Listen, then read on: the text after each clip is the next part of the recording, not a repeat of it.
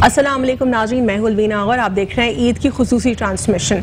आज ईद का दिन है, आप सब जानते हैं, और ये ईद का दिन हमारे तमाम तर मुस्लिम उम्मा के लिए एक तोहफ़ा है। जब हम रमज़ान मुबारक में रोज़े रखते हैं, इबादत करते हैं और हम अपना फ़रीज़ा अदा करते हैं, जो कि हमारे 5 पिलर्स में से एक है रोज़ा रखना, और इसकी कोई माफ़ी नहीं है, हम जानते हैं। और अगर जिस तरीके से हम कुरान और सुन्ना से इस्लामिक जुरिस्प्रूडेंस को पढ़ते हैं, जानते हैं, ये हमारे लिए मैंडेटरी हिस्सा होता है। जब हम 30 दिन के रोज़े रखते हैं तो उसके बाद अल्लाह पाक की तरफ से ईद का दिन हमारे लिए एक तोहफ़ा होता है। ये ईद का दिन सिर्फ हमारे लिए इंडिविजुअल कैपेसिटी में एक अच्छा और खुशी का दिन नहीं होता, बल्कि हमें इस खुशी को दूसरों के साथ भी सेलिब्रेट करना होता है, उनमें भी खुशी बांटनी होती है।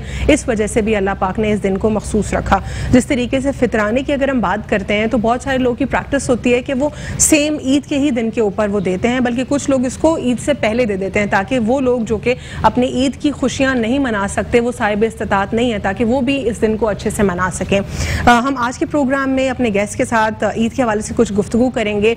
यूजुअली आप हमारे प्रोग्राम में सियासी गुफ्तगू में उनको देखते हैं, और आज ईद के हवाले से मैं उनसे कुछ लाइट कॉन्वर्जेशन करूँगी, कुछ उनके हवाले से जानूँगी कि कैसे वो ईद को गुजारते हैं, और कुछ रैपिड फायर भी उनके साथ करेंगे। सबसे पहले हम फॉर्मली जब प्रोग्राम को स्टार्ट करें तो उससे पहले जो है मैं अपने स्पॉन्सर्स का जिक्र करती चलूँगी। हमारे स्पॉन्सर्स में गाला बिस्किट शामिल है, और हमारे स्पॉन्सर्स में एक्सपो परफ्यूम भी शामिल है। इनके हवाले से भी मैं आप लोग को बताऊँगी आगे प्रोग्राम में मज़ीद, और इन पर बात करेंगे। और हमारे साथ सबसे पहले मैं गेस्ट का इंट्रोडक्शन कराती चलूँ तो हमारे साथ सबसे पहले मौजूद हैं हुमायूं उस्मान साहब, पॉलिटिशियन हैं, आपको प्रोग्राम में खुशामदीद कहते हैं। हमारे साथ मौजूद है हम्माद पूनावाला साहब, बिजनेसमैन, आपको भी खुशामदीद कहते हैं। और हमारे साथ मौजूद है कैस मंसूर शेख साहब, केटरर्स एंड डेकोरेटर्स एसोसिएशन के चेयरमैन, आपको भी बहुत बहुत खुशामदीद।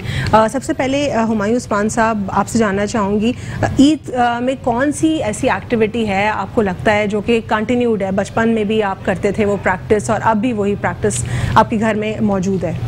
बिस्मिल्लाहिर्रहमानिर्रहीम। पहले तो आपका शुक्रिया और आपकी इंतज़ामिया का शुक्रिया, और देखने वालों को और सुनने वालों को सबको मेरी तरफ से दिल की गहराइयों से ईद मुबारक हो।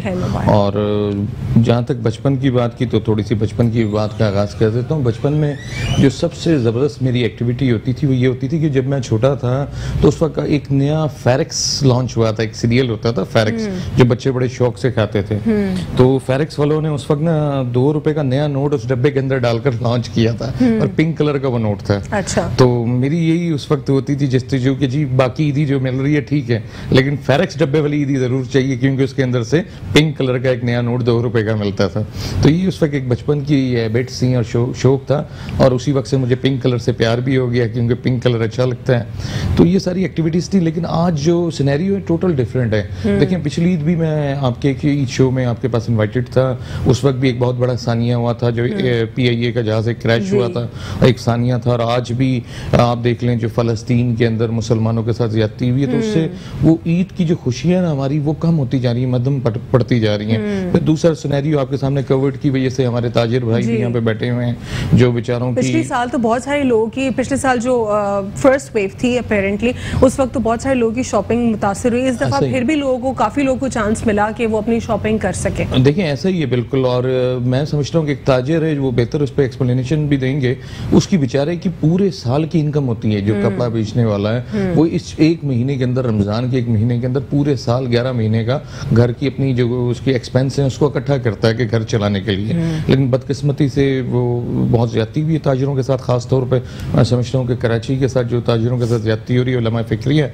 और दूसरा, आपको देखकर मुझे लग रहा है कि आप कोई किसी अच्छे पार्लर से तैयार होके आई हैं, तो इस वक्त तो कोविड की वजह से पार्लर सारे बंद हैं। हम मेकअप आर्टिस्ट हमारे पास मौजूद हैं, और मैं सैलून का रुख ज्यादा नहीं करती, अनलेस अगर किसी सैलून में कोई कुछ प्रमोशन होती है और वो कॉल करते हैं। इस ईद पे ख्वातीन सबसे ज्यादा परेशान यही है कि पार्लर, मेरा पूरा साल मैं उन कैटेगरी में नहीं आती। अल्हम्दुलिल्लाह घरेलू और देसी जो टोटके हैं, नहीं, लेकिन हर ख्वातीन ब्यूटी पार्लर जाना पसंद करती है, लेकिन कोविड की वजह से ब्यूटी पार्लर्स बंद हैं। ये तो मैं जस्ट फॉर जोक एक जनरल है, मेजॉरिटी ख्वातीन जाती हैं, पसंद करती हैं। तो बहरहाल ईद ईद जो है ज़्यादातर नमाज पढ़ते हैं, नमाज पढ़ने के बाद अपने छोटों को, क्योंकि एक ज़माना था जब हम ईदी लेते थे, अब छोटे हमसे ईदी लेते हैं, तो फिर उसके बाद ईदी देते हैं और उनसे नमाज पढ़ने के बाद मिलते हैं। फिर वो मीठा शीर खुरमा बनता है घर में, वो मैं ज़रा मीठे का शौकीन भी हूँ तो 2-3 बाउल खा जाता हूँ। अच्छा, तो आपको डर नहीं लगता कि खुदा ना खास्ता शुगर या फिर? देखिए, डरते तो हम सिर्फ अल्लाह से हैं। जब माशरे में, ज़माने में डर अल्लाह से ख़त्म हो जाए तो फिर बहुत सारी चीज़ें लाइक हो जाती हैं। अपनी सेहत के लिए ख्याल, हमारी सेहत भी तो अमानत है, अल्लाह पाक ने जो हमें दी है। सेहत के लिए ठीक है, वॉक कर लें आप। अच्छा, लेकिन मीठा नहीं छोड़ना आपने? मीठा नहीं छोड़ना, मीठा बड़ा शौक से खाता। लेकिन ईद पे तो फिर वैसे मैंडेटरी हो जाता है। हमाद, आप बताएं आपकी ईद कैसे होती है और क्या कोई चीज़, कोई प्रैक्टिस आपकी चेंज हुई है पिछले कुछ सालों में? देखिए, बहुत ज़्यादा चेंज हो गई है और पिछले साल भी ईद शो किया आपके साथ और पिछले साल भी हम यही रो रहे थे कि उस तरीके से हमारे बिज़नेस में काफ़ी ज़्यादा लॉसेस हुए। लेकिन मैं आपकी बात से सेकंड नहीं करूँगा। आपने कहा कि पिछली दफ़ा लोगों को जो है वो मौका नहीं मिला, इस दफ़ा मौका मिला। इस दफ़ा जो आखिरी दिन थे वो उसमें शॉपिंग करने का मौका नहीं मिला। हमारे यहाँ यही ट्रेंड है कि लोग आखिरी दिनों में जाके शॉपिंग करते हैं, लेकिन अनफॉर्चुनेटली एंड टाइम पर जो है कोई निगोशिएट नहीं किया गया बिज़नेस कम्युनिटी के साथ और बिज़नेस नहीं खुले और चांद रात से लेके एंड के दिनों तक कोई भी लोगों को चांस नहीं मिला, बल्कि ग्रोसरी स्टोर तक बंद करवा दिए गए। तो लोग, बहुत ज़्यादा लोगों को लॉसेस हुए और हमारा जो डोमेन है बिज़नेस का, 90% लोग जो स्मॉल ट्रेड से ताल्लुक़ रखते हैं और उसके अंदर ज़्यादातर लोग जो हैं वो उनकी जो इनकम है या काम है वो इससे फेस्टिवल से बहुत ज़्यादा रिलेटेड होता है। तो ये फेस्टिवल, और जिस तरह टेलर्स की हम बात करते हैं, जब भी टेलर से सवाल करें तो वो कहते हैं सबसे ज़्यादा हमारी जो जनरेट होती है और जिससे वो बाकी के महीने भी उनको ज़रा रिलीफ होता है, वो ईद का ही मौका होता है। कुछ और कुछ सीजन होते हैं शादियों के। बहुत सारे ऐसे लोग हैं जो ईद से रिलेटेड होते हैं, कपड़े, जूते, चप्पल वाले की बहुत सारे लोग हैं जो ईद की वजह से पूरा साल इंतजार करते हैं। पिछला सीजन उनका ख़राब हो गया, इस सीजन में हम बहुत से लोगों को जानते हैं जिन्होंने पोस्ट डेटेड चेक्स के ऊपर जो है मटीरियल उठाया और उनको काफ़ी ज़्यादा उम्मीदें थी क्योंकि उनका पूरा खर्चा इससे निकलता है इससे, तो उनको बड़ी उम्मीदें थी कि हम इस दफ़ा जो लॉसेज हैं वो कवर कर लेंगे। लेकिन फिर यही हुआ उनके साथ कि आखिरी 5-6 दिन जो क्रूशल थे उनको काम नहीं करने दिया गया और आपने देखा कि पूरा महीना एक पैनिक चला ना, टाइम को शॉर्ट किया गया। हमने हर जगह जाके ये बात की, मेरे साथ ये 2 लोग और सीनियर्स बैठे हुए इस बात को शायद सेकंड करेंगे कि जब टाइम को शॉर्ट किया जाएगा तो बड़ा मुश्किल हो जाएगा लोगों का कारोबार करना। टाइम को शॉर्ट करने से रश लगेगा, लेकिन उनको ये बात प्रैक्टिकल समझ ही नहीं आई और उन्होंने टाइम को शॉर्ट किया, रश लगा और सारा ब्लेम जो है वो ताजरों पे लगाया गया। ऐसा नहीं है, जब टाइम को शॉर्ट किया जाएगा तो पब्लिक ज़्यादा निकलेगी, बाज़ारों में आएगी और फिर इन्हें मौका मिलता है और ये इन्होंने दुकानों को सील किया। भारी नुकसान हुए लोगों को, सील के बाद जो है जुर्माने देने पड़े, लेकिन फिर भी अपना कारोबार नहीं कर पाए। तो इसका जो साइड इफेक्ट है, पिछले जो सीज़न था जो वो ख़राब हुआ, उसका साइड इफेक्ट हम अभी भी देख रहे थे, लेकिन ये जो साइड इफेक्ट है आप आगे आने वाले 3 सालों में देखेंगे। कैस, जिस तरीके से हम बात करते हैं कि ईद इफेक्ट हुई है, लास्ट ईयर भी ईद इफेक्ट हुई थी, इस साल भी ईद इफेक्ट हुई है, और पर्टिकुलरली अगर हम कुछ बिजनेसेस की बात करते हैं, जिस तरह हमाद भी कह रहे हैं, बहुत सारे बिजनेस वेंचर्स हैं जहाँ पे लोगों की जो इनकम है वो जनरेट इवेंट्स के ऊपर होती है। अब फ्लावर्स की अगर हम बात करते हैं, डेकोरेटर्स एसोसिएशन की या इवेंट प्लानर्स की, तो फ्लावर्स वाले जो उनके वेंडर्स हैं और बाकी चीज़ें प्रोवाइड करने वाले वेंडर्स हैं, उन सब की बुरी तरीके से अफेक्ट हुई। क्या आपको लगता है कि गवर्नमेंट को कुछ पॉलिसीज़, पर्टिकुलरली सिंध गवर्नमेंट की अगर हम बात करें, उस पर ज़रा अपना बेहतर तरीके से वो बना सकते थे पॉलिसीज़ को? अस्सलाम वालेकुम। इनके पास तो लास्ट ईद को चांस था कि कोई बेहतर पॉलिसीज़ बनाते, जब इन्होंने सारी मार्केट्स वगैरह बंद की, एंड पे कुछ खोली उन्होंने, लेकिन उन्होंने थ्रू आउट द ईयर कोई पॉलिसी बनाई नहीं। अगर ये पॉलिसी बनाते और ये थोड़ी सी स्ट्रिक्टनेस, रूल्स बनाते, मीटिंग्स करते, और अक्सर मिनिस्टर्स हैं या जो भी लोग हैं NCOC के, वो लोग फ़ोन भी पिक नहीं करते। इन्हें पॉलिसीज़ बनानी चाहिए थी 6-7 मंथ्स पहले ड्यूरिंग द लॉकडाउन। आपके सामने जब लॉकडाउन था तो इन्होंने कोई नहीं किया, कोई रोडों को सही कर देते, कुछ कर देते, कुछ भी इन लोगों ने नहीं किया, सिर्फ एक ही फोकस दिया, पुलिस बंद करवा दे। लेकिन सिंध गवर्नमेंट तो कॉन्स्टेंटली कहती रही कि हमने बहुत अच्छी पॉलिसीज बनाई है। मुझे तो मैरिज ब्यूरोज वालों के फोन आए कि हमारे बारे में भी बोल दीजिएगा, क्योंकि हमारा भी शादी हॉलों से ही काम चलता है कि शादियां होंगी, रिश्ते होंगे तो हमारा काम होगा। वेलेज वालों के मुझे कॉल आए, क्योंकि वेलेज आप देखें आजकल तो वेले हैज बिकम अ फैशन कि आपने मैरिज हॉल में करना तो वेलेज आपकी गाड़ी पार्क करते हैं। तो इस जो इन लोगों ने लॉकडाउन लगाया एंड विदाउट एनी रीजन इन कराची, देखिए पंजाब को फोकस करके इन्होंने कराची में लगा दिया। कराची में अब आप लेकिन सिंध गवर्नमेंट तो तो ज़्यादा रिलक्टेंट हमेशा से फर्स्ट वेव से रिलक्टेंट रही है ना। वो बार बार उन्होंने ये भी कहा कि जो खान साहब का कहना था कि पार्शल लॉकडाउन जो है बेहतर नहीं है, जानों को खतरा है, वो तो बार बार यही कहते रहे। और सिंध गवर्नमेंट ने बहुत ज़्यादा लॉकडाउन के ऊपर फोकस किया बगैर ये चीज़ देखे सोचे समझे कि हमारे पास डेली वेजेस कितने हैं, हमारे पास छोटे ताजिर कितने हैं, हमारे पास ऐसे बिजनेस एवेन्यूज कितने हैं जिनके ऊपर पॉलिसीज को रीडिफाइन करना। गवर्नमेंट के पास सिर्फ इजी वे यही है, क्योंकि प्रैक्टिकल तो वो कर नहीं सकते। इतनी मेहनत करें, इतनी हिम्मत करें, एक्स्ट्रा वर्क करें लॉकडाउन के लिए। आपने देख लिया 6-7 मंथ जो इससे पहले ही लॉकडाउन से गुजरे, इन्होंने प्रैक्टिकली कोई चीज़ SOPs के लिए नहीं इम्प्लीमेंट करवाई। बस यही जी पुलिस से लॉकडाउन कर दें, इंटरसिटी कर दें। अब देखें ना, बसेस बंद किए हैं तो प्राइवेट कार्स में जो गरीब लोग हैं, जो दिहाड़ीदार तबका है, वो तो तबाह बर्बाद हो गए। वो अगर घर से भी यहाँ जा रहा है तो 3-3 हज़ार रुपए में हैदराबाद पहुंच रहा है। उनकी तो सोर्स ऑफ इनकम है ही खत्म कर भी दी थी। लेकिन बहरहाल मैं तो यहाँ पे असद उमर साहब को कहूँगा, विदाउट रीडिंग उन्होंने एक एक्स्ट्रा ऑर्डिनरी, जैसे वो फाइनेंस में करते थे, वही उन्होंने दोबारा इधर आके कर दिया कि कोई उन्होंने स्टडी नहीं की, मार्केट्स बंद कर दें फ्लांक। मार्केट अगर बंद करते हैं तो आप देखें कि अगर मार्केट 24 आवर्स के लिए खोलते रोजों के एंड में, ऑपोजिशन ही तो जो है इनके खिलाफ बात कर रही थी ना, हुकूमत के खिलाफ, वही तो चाह रहे थे कि लॉकडाउन कर दें। देखें, ऑपोजिशन सिंध की ना बात करें, फेडरल की ऑपोजिशन ने तो नहीं कोई बात की। NCOC ने सिर्फ ये कह दिया हमने ये करना है। आप अब सिंपली देखें कि लास्ट लॉकडाउन के बाद 35% चीजों की प्राइसेस हाई हो गई है। अभी भी करके देख लें, आप जैसी लॉकडाउन खत्म होगा आपको 10 से 20% चीजों की मजीद इन्फ्लेशन। आप अभी देख लें, मीट से रिलेटेड चीजें देख लें कि आज तक तारीख में इतनी नहीं इंक्रीज हुई प्राइसेस जो अब हो चुकी हैं। इन्हें ये नहीं पता कि लॉकडाउन फॉर नथिंग लगाने के बाद इनके ऊपर होगा। और प्राइम मिनिस्टर साहब का विजन है महंगाई कम हो। महंगाई तो इन्होंने बढ़ा के प्राइम मिनिस्टर साहब को वीक कर दिया इन पॉलिसीज। अगर ये 16 के बाद कुछ भी डेट एक्सटेंड करते हैं तो तबाही आ जाएगी। इन्हें इसको बचाना है। हमने बिजनेस कम्युनिटी ने अपने लॉसेस, अब देखे ना, जिन्होंने चेक इनको दिए होंगे उनके चेक बाउंस हो गए तो वो केसेस बनेंगे, कितना पूरा सिस्टम ब्रेक होगा। ठीक है, प्राइम मिनिस्टर साहब को एक्शन लेना चाहिए और NCOC को गाइडलाइन देनी चाहिए अपने विजन के मुताबिक, जिसमें उन्होंने कहा कि मैं बिजनेसेस बंद नहीं करूंगा। आपका टारगेट अचीव हो गया 40 डेज का, ठीक है जी, हमने पूरी कम्युनिटी, पूरे मुल्क ने आपका 40 डेज में साथ दे दिया, बगैर प्रॉफिट किए, बगैर कमाए। और हमारी ईदें क्या गुजरनी है? क्या एक तो आपके सामने बैतुल मुकद्दस का, उधर से कोविड का, ये ऊपर से लॉकडाउन का, क्या ईद गुजारेगी ये कौम? हमारे पास खुशी है ईद की, ईद पे लीगली आशियां हम लोग कर सकते हैं, वो हमारे पास खत्म कर दी गवर्नमेंट ने। अब आप बताएं, ये जो क्राइसिस आ गया बिजनेस कम्युनिटी के ऊपर 40 डेज का, इसको उतारने में 2-3 साल लगेंगे। अब वो महंगाई होगी तो जो DCs ACs पकड़ने के लिए निकलेंगे, वो पकड़ के क्या कहेंगे, क्या वे आउट होगा, वो कैसे कमाए, कैसे गुजारा करे, वो कैसे अपने चेक ऑनर करवाएगा? तो ये NCOC के ऊपर उन्हें एक्शन लेना चाहिए। NCOC की टीम अच्छी डालें जो स्टडी करके करें।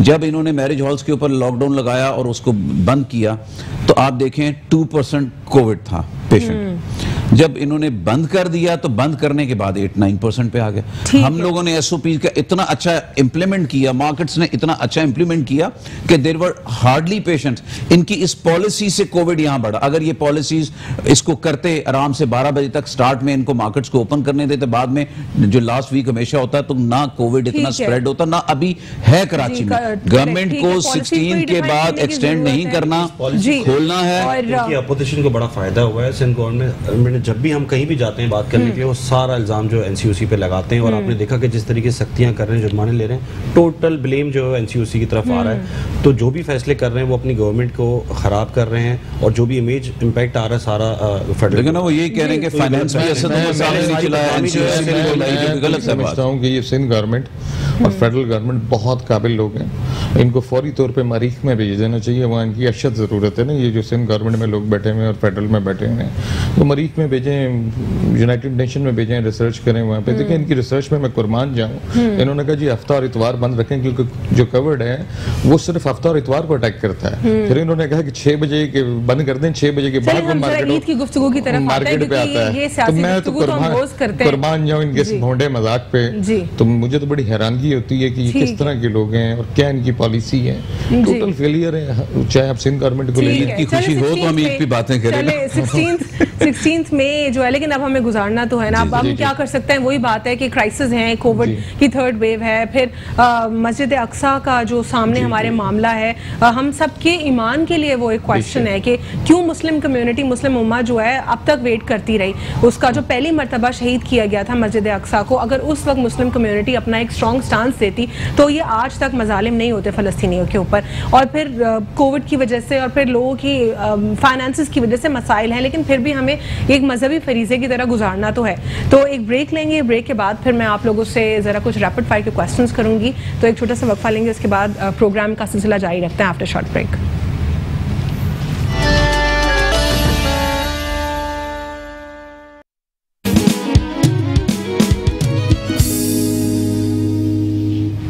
Welcome back after break. नाज़रीन, ब्रेक से कबल हम गुफ्तगू कर रहे थे ईद के हवाले से। इतनी ज़्यादा जो खुशियाँ हैं वो सेलिब्रेट नहीं कर पा रहे हम अनफॉर्चुनेटली, लेकिन फिर भी ईद का एक ऐसा मौका है जो कि हमारा मजहबी फरीज़ा भी है, सिर्फ एक इवेंट नहीं है खुशी का। अपने स्पॉन्सर्स का दोबारा जिक्र करती चलूँ, गाला बिस्किट ने हमें स्पॉन्सर किया है। जिस तरह आप जानते हैं कि जो गंदम और अंडे का जो इसमें एक ब्लेंड है वो आपका जो टेस्ट है उसका इतना डिफरेंट कर देता है कि इसका कोई सब्स्टिट्यूट आपको नहीं मिलता इस बिस्किट का। अगर हम बात करते हैं परफ्यूम्स की, तो एक्सपो स्टोर ने जो है अपना न्यू ब्रांड लॉन्च किया परफ्यूम्स का। इसको आप वेबसाइट के ऊपर चेक कर सकते हैं www.expostore.com। इसमें डिफरेंट परफ्यूम्स अवेलेबल हैं, इसमें फ्रूटी फ्लेवर्स भी हैं, वेरिएंट्स हैं पर्टिकुलरली। इसमें फ्रूटी वेरिएंट्स के साथ साथ जो है आपको स्पाइसी वेरिएंट्स भी मिलेंगे, आपको स्ट्रॉन्ग वेरिएंट्स भी मिलेंगे। ये तमाम तर डिफरेंट परफ्यूम्स जो हैं आप ख़रीद सकते हैं। हमारे को स्पॉन्सर्स में पिज़्ज़ा पॉइंट भी शामिल हैं। गेस्ट की जानिब दोबारा से बढ़ेंगे हम और कुछ रैपिड फायर कर लेते हैं। हुमायूं साहब, आपसे कुछ रैपिड फायर कर लेते हैं, उसके बाद मज़ीद गेस्ट से भी जो है हम बात करेंगे। तो सबसे पहले मुझे ये बताएं कि अगर आप इंसान ना होते, कोई जानवर होते, तो कौन सा होते और क्यों होते? अगर मैं इंसान ना होता तो जानवर होता, ये तो अल्लाह बेहतर जानता है। अगर इंसान ना होता तो कौन सा होता, तो फिर मैं, ये तो अल्लाह ही बेहतर जानता है, तो मैं तो इस तरफ सोच नहीं सकता।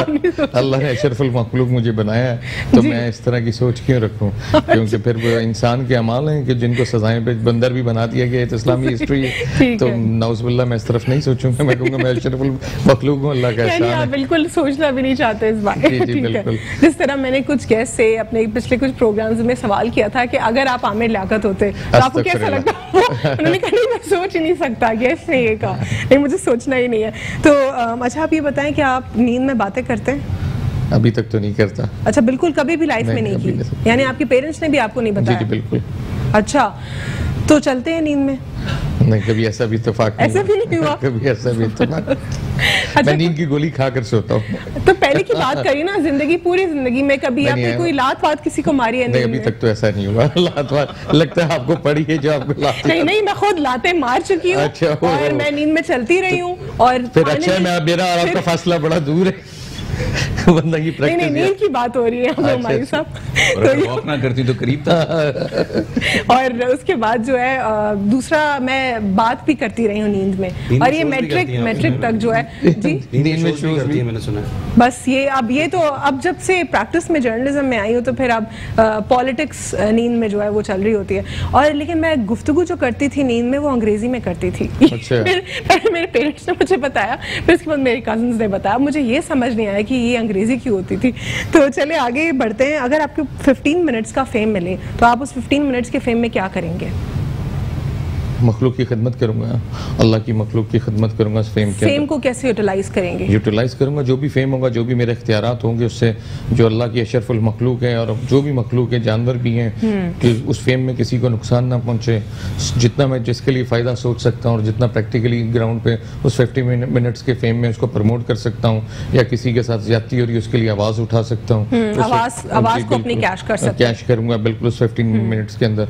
और ख़ास तौर पर जो मस्जिद अक्सा में इस वक्त वाक़या हो रहा है, उस फेम में खास तौर पे अल्लाह ताला ने अगर मुझे कोई, मैं भी ये सोचता हूँ कि कोई इख्तियारात हमारे पास होते हैं तो हम डिसीजन लेते हैं। क्योंकि मैंने बचपन में देखा है कि ज़ियाउल हक साहब के दौर में कोई एक मुसलमान दुनिया में कहीं भी मरता था तो हमारे बहुत सारे लोग, न्यूट्रल लोग भी रोडों पे निकल आते थे। इस पाकिस्तान रैलीज होती थी जी, यही पॉइंट जो एक एनालिस्ट ने भी रेज किया कि कहां है, कोई रैलीज तो नहीं पूरे पाकिस्तान में। कोई सियासी जमात का, अगर कोई मजहबी जमात का कोई अगर उसका सरबराह पकड़ा जाता तो प्रेस क्लब के ऊपर जो है सिर्फ पीटीआई के जो हाल ही में अमजद अफरीदी साहब थे, उन्होंने रैली जो है उनका बनता नहीं है, वो गवर्नमेंट में है, उनको तो प्रैक्टिकली कुछ करना चाहिए, रैली और एहतजाज गवर्नमेंट का काम नहीं। लेकिन वो खान साहब ने भी तो ओआईसी में तो कहा है ना, ओआईसी को देखिए खान साहब ने तो कश्मीर के लिए भी तकरीर की थी, तकरीर कुछ कहा तो है। जो मौलाना फजलुर रहमान साहब है उनकी तरफ से तो स्टेटमेंट भी नहीं आया। कहने वाले से कुछ नहीं होता ना, कहने वाले से कुछ नहीं होता। लेकिन मौलाना फजलुर रहमान साहब कहने से कुछ होता तो आज पाकिस्तान आजाद नहीं होता। कायदे आज़म भी फिर कांग्रेस की मीटिंग में खड़े होकर कह देते और उसके बाद पाकिस्तान आजाद हो जाता। पाकिस्तान हतमी कुर्बानियों से आजाद हुआ है, ब्लड शेड जो यहाँ पे। चले दोबारा से थोड़ा सा रैपिड फायर की तरफ आएंगे, क्योंकि बार बार सियासत आ जाती है। मुश्किल होता है मेरे लिए भी कि मैं सियासी गुफ्तगू ना करूं, लेकिन फिर भी हो जाती है क्योंकि हमारा पूरा साल बीट सियासत ही रहती है। हमाद, सबसे पहले अगर जब आप किसी से मिलते हैं तो उनकी पर्सनालिटी में तो आप क्या नोटिस करते हैं? देखिए, सबसे पहले जो नोट करते हैं वो ये देखते हैं कि उसमें कोई ज़्यादा प्राउडनेस तो नहीं है और लोगों से किस तरह से मिलते हैं। और कुछ लोगों को फेम मिलने के बाद जो है वो चेंज हो जाते हैं, तो वो चीज़ों को ज़्यादा नोट करते हैं कि बंदा मिलता किस तरह से। नहीं, ये तो आप एक जनरल परसेप्शन बता रहे हैं ना, जैसे आपकी अगर किसी से पहली मुलाकात हो रही है तो उस बंदे की पर्सनैलिटी में क्या कोई आउटर अपीयरेंस में आप कुछ जज करेंगे? करने का तरीका, प्रेजेंटेशन अच्छी लगती है ये चीज़, यानी आप वे ऑफ टॉकिंग या प्रेजेंटेशन को पहले नोटिस करते हैं। और कोई ऐसा फैशन ट्रेंड जो आपको बहुत अनोइंग लगता हो, जो आप कहते हो कि ये इस फैशन ट्रेंड की मुझे समझ नहीं आती, कोई है ऐसा? फैशन ट्रेंड तो चेंज होते रहते हैं, आते रहते हैं। मुझे बहुत ज़्यादा जो ब्राइट कलर्स हैं वो थोड़ा सा मुझे लगते हैं कि ये तो यानी पूरा साल फिर बुरे ही लगते होंगे ब्राइट कलर्स। बहुत ज़्यादा कोई मतलब जैसे मेंस के लिए बहुत सारे लोग आजकल जो ऑरेंज और इस तरह की कलर्स जी, तो वो मुझे जो है ना वो फैशन में थोड़े से आउट लगते हैं। अच्छा, वैसे क्या आप म्यूजिक में आपको इंटरेस्ट है? म्यूजिक में इंटरेस्ट तो है। तो गाने गाते हैं आप? नहीं, बिल्कुल भी नहीं गाता। लेकिन मैंने सुना है कि आप गाना गाते हैं, आपके लिए माइक रखवाया है यहाँ पे? नहीं, मैं बिल्कुल भी नहीं गाता। अच्छा, बिल्कुल भी नहीं गाता। लेकिन सुना है मैंने कि आप गाने सही सुना है आपने, मैंने भी सुना है, इनकी आवाज बड़ी प्यारी है। तो अगर आप जनरली गाते हैं तो फिर आप आखिरत बना के नहीं जा रहे, कब्र का सौदा नहीं कर रहे। ठीक है।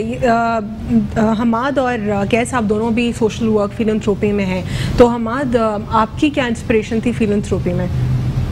सॉरी, क्या कहा? जो सोशल वर्क आप करते हैं उसमें आपकी इंस्पिरेशन क्या थी? किस तरीके से आपको ख्याल आया कि आपको भी एज अ फिलैंथ्रोपिस्ट अपना रोल प्ले करना चाहिए? देखिए, 4-5 साल पहले आपको पता है कि बहुत ज़्यादा बदतखोरी और ये सब चीज़ें बहुत ज़्यादा होती थी हमारे एरिया में, तो हम बहुत ज़्यादा परेशान थे। तो उसके बाद जो है मैंने देखा कि अब खुद खड़ा होना पड़ेगा इसके लिए। लोग जो है वो जाकर सेटलमेंट करते थे, पैसे देते थे उनको। मैं इसके बहुत अगेंस्ट था और मैं जो है ना हमेशा के अगेंस्ट खड़ा होता था।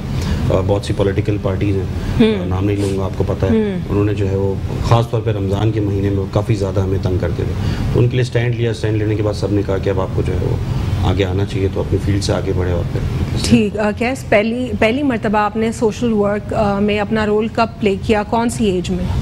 देखिए, 8 years पुरानी बात है, तो I used to see some people miss कर जाते हैं बहुत सारे ऐसे एक्ट्स होते हैं। बचपन की छोटी चीज़ों को मैं नहीं वो लेता, एक हाई लेवल की लेता हूँ। उस वक्त तो आप छोटे माइनर वे में करते हैं जी, जरा सी। तो मैं, हाँ जी, एग्जैक्टली, मैं इसीलिए सवाल करती थी। पर्टिकुलरली कोई कम उम्र में कुछ ना कुछ ऐसा किया होगा जो अपेरेंटली सोसाइटी में एक मैसेज में चेंज नहीं लेकर आता। 17 years पहले, 17-18 जब 9/11 हुआ था, उस वक्त मैंने लोगों को उम्रे पे भेजना शुरू किया था 9/11 के करीब। लेकिन ये भी जरा बड़ा काम हो गया ना। हाँ, बस मैंने यहीं से इस हिसाब छोटे में तो फिर अब बहन भाइयों के साथ ही करते हैं। अच्छा, जब आप नहीं, मुझे अपना 7th स्टैंडर्ड का याद है। आई स्टार्टेड एजुकेटिंग 2 siblings जो कि इस्लाम एरिया के थे।